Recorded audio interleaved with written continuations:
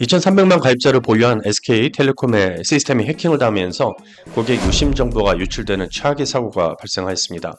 SK텔레콤은 지난 4월 19일 밤 11시경 악성 코드에 의해서 사내 시스템에서 고객 유심 정보가 유출된 정황을 발견하고 20일에 한국인터넷진흥원, 22일에는 개인정보보호위원회에 신고하였습니다. 이번 SKT의 유심 유출에 문제가 된 시스템은 가입자 전화번호와 고유 식별번호 등 유심 정보와 음성 서비스 제공에 필요한 정보 등을 통합 관리하는 홈 가입자 서버입니다. HSS는 가입자 정보를 관리하는 중앙 집중화된 데이터베이스로 사용자 등록 및 변경 관리, 인증, 권한 부여, 과금 등 광범위한 가입자 정보를 통합 관리하는 시스템입니다. 이번에 유출된 것으로 추정되는 정보는 IMSI와 IMEI, ICC-ID, 유심 인증키 등 디지털 신분에 해당하는 정보입니다. 물론 이 자체로는 개인정보라고 보기는 어렵지만 이 유심 정보와 연결되는 사용자 전화번호와 이름 등 개인정보를 통신사가 보유하고 있어서 내부망에 대한 공격 방식과 공격 범위를 아직 명확하게 파악하지 못한 상태여서 위험성이 더 높다고 할 수 있습니다.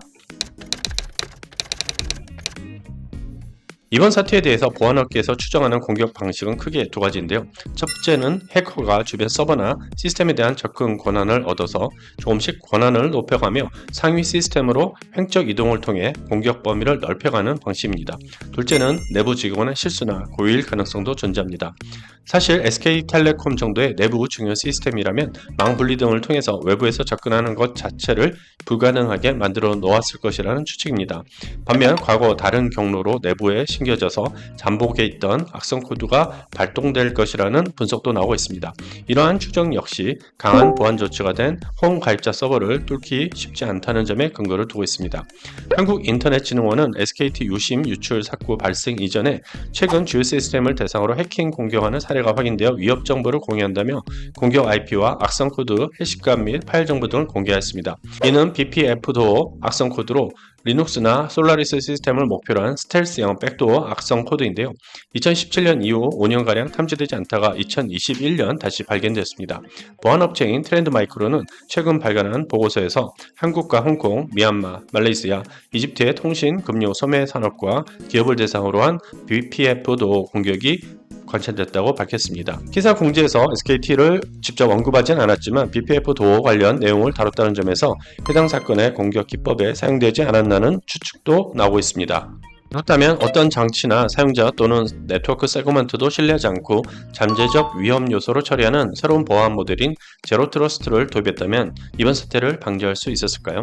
현재 밝혀진 내용만으로 판단했을 때는 제로 트러스트 아키텍처를 통해서 해당 유출 사태를 완벽하게 차단할 수 있다고는 단언할 수는 없습니다. 하지만 침투 이후의 행적 이동이나 HSS 서버 접근 및 데이터 탈취 단계에서는 권한 최소화, 사용자 행위 기반 모니터링, 그리고 기기 정보 변경이 일어났을 경우에 추가 인증을 통한 디바이스 신뢰성 평가 등 제로 트러스트 아키텍처를 도입했다면 피해 규모를 현저히 줄이거나 조기에 탐지했을 가능성은 매우 높다고 할 수 있겠습니다.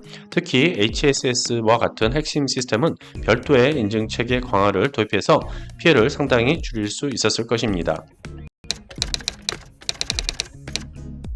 지난 4월 27일 키사에서는 유심 무상 교체, 유심 보호 서비스 관련 검색 결과 노출되는 사이트가 도박 사이트로 연결되는 사례를 확인하였으며 이와 관련된 피싱 스미싱 주의 공지를 하기도 했습니다.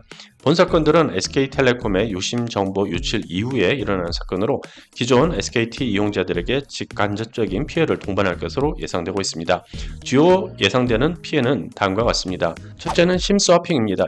유심 복제를 통해 문자 메시지 및 인증 전화를 가로채서 본인 인증을 수행하고 계좌 인출 및 대출을 수행하는 직접적인 명의 도용으로 인한 피해 발생 가능성입니다. 둘째는 유심 풍기 상황에서 유심 무료 교체를 빌미로 피싱을 유도하는 스미싱 사기 등의 2차 피해 예상입니다. 셋째는 공격자가 타인의 IMSI 정보를 이용해서 마치 자신의 것처럼 네트워크에 접속하는 스푸핑 공격으로 전화 내용이나 문자 정보, 위치 추적, 과금 피해 등이 예상됩니다. 인터넷 뱅킹은 로그인 이후에도 공인인증서, OTP, 계좌 비밀번호 등 추가 인증 절차를 요구하기 때문에 SKT가 본인 인증 정보를 보유하지 않는 한 실질적인 피해는 적을 수 있습니다. 그러나 피해 발생 가능성이 제로가 아닌 이상 실제 피해가 발생하면 금전적으로도 또 정신적으로도 많은 영향이 발생하는 만큼 SK텔레콤뿐만 아니라 이용자들 개개인의 대처 또한 매우 중요합니다. 현재로서는 유심을 교체하는 것이 가장 확실한 방안이지만 유심 풍기 현상으로 인해서 교체가 어려운 상황이기 때문에 이외에 개인 수준에서 대체할 수 있는 방안을 최대한 빠르게 적용할 필요가 있겠습니다. 첫째는 T월드 유심 보호 서비스입니다. SKT 측에서 공식적으로 안내한 방법으로 휴대폰을 개통할 때 등록한 IMEI와 접속을 시도한 기기에 IMEI를 대조해서 일치하지 않을 경우에는 망접속을 불허하는 방식입니다. 유심 보호 서비스의 가입자 피해를 100% 보장한다고 공표한 만큼 최우선적으로 가입할 대상입니다. 둘째는 명의도용 방지 서비스입니다. 신청자의 통신사 신규 개통 및 명의 변경을 제한하는 서비스로 카카오뱅크와 패스 등에서 지원합니다. 하지만 근본적인 보호는 불가능하기 때문에 앞에서 말씀드린 서비스와 병행할 필요가 있습니다. 세 번째는 심스와핑으로 의심되는 증상에 대한 대처입니다. 대표적인 증상은 전화나 문자가 제대로 송수신되지 않거나 무선 네트워크 접속 불가 등의 메시지가 뜨는 경우에는 누군가 내 유심 칩을 발급받은 과정일 것으로 추정되기 때문에 즉시 이동통신사에 연락해서 전화회선 자체 일시 정지를 요청해야 합니다. 근본적으로는 유심 교체가 필요하고 아직 SKT 홈 가입자 서버에 어떠한 영향이 남아있을지 모르는 상황이기 때문에 통신사 자체를 교체하는 것도 또 다른 방법이 될 수 있습니다. 추가적으로 금융위원회 주관의 여신거래 안심차단 서비스나 금융감독원 주관의 비대면 계좌 개설 안심차단 서비스 등을 통해서 추가적인 보안 조치를 강화하는 것도 고려할 필요가 있습니다. 금감원은 최근 보험사를 포함한 전체 금융사에 공문을 보내서 문자 인증이나 휴대전화 본인 인증만으로 금융 서비스를 제공하는 경우 추가 인증 수단을 마련하라고 공고하였고, 특히 모바일 보험 앱을 사용하는 고객의 기기 정보가 변경되었을 경우에 추가 인증이나 이상 거래 탐지를 통해 모니터링 강화가 필요하다고 강조하고 있습니다.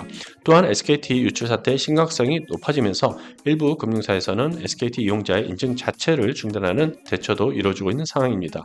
명의 도용으로 인한 금융피해는 개인은 물론 해당 기업에게도 대외적 이미지와 신뢰도 하락 및 실질적인 재정적 피해로도 이루어지기 때문에 명의 도용 방지 강화를 위한 인증수단 추가와 같은 금융업계의 발빠른 대처가 필요한 상황입니다. 이번 유출 사태로 인해서 타 통신사들도 보안을 강화하고 유출 방지를 위해 더욱 노력을 가하겠지만 앞으로 이러한 사태가 또 발생하지 않을 것이라는 보장은 없습니다.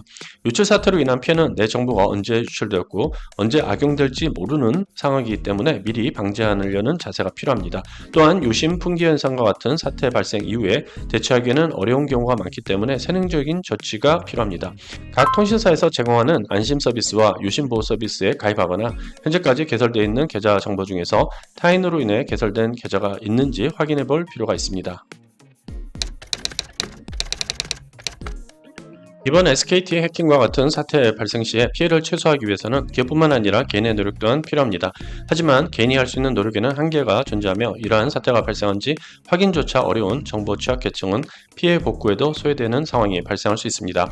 따라서 시스템적인 대처 방안이 이루어질 필요가 있으며 악성 코드 및 해킹 침해 등 외부 공격으로부터 모든 자산을 보호하기는 어려운 만큼 피해를 조기에 탐지하고 피해 규모를 최소화할 수 있는 제로 트러스트 아키텍처로의 전환이 하나의 방안이 될 것으로 예상됩니다.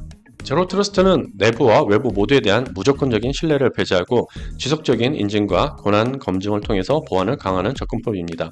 이번 유심 정보 유출과 같은 대규모 침해에 대한 효과적인 제로 트러스트의 주요 기능을 살펴보겠습니다.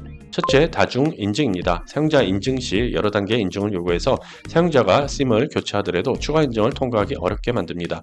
두 번째는 사용자 행동 분석입니다. 사용자의 평소 행동 패턴을 분석해서 이상 징후를 감지하고 의심스러운 활동이 발견되면 추가 인증을 요구합니다. 셋째는 최소 권한 부여입니다. 사용자에게 필요한 최소한의 권한만 부여해서 심스와핑으로 인한 피해를 최소화합니다. 넷째, 마이크로 세분화를 통한 횡적 이동 방지입니다.